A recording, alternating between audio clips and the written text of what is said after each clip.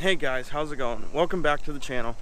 So in the past I did a video on my cold start, and in another video we deleted the cat by gutting it.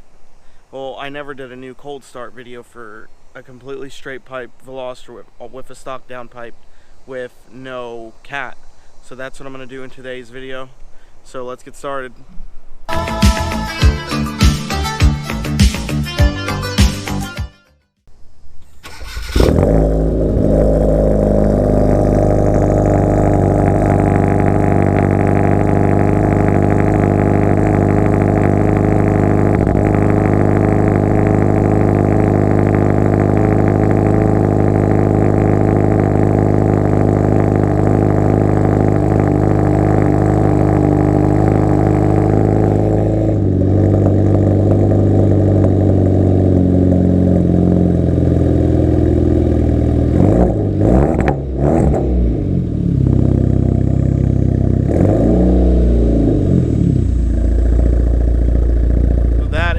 Straight pipe with no cats, and it's a stock down pipe with no cat.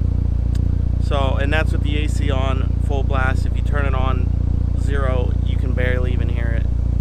But I'll see you guys in the next video.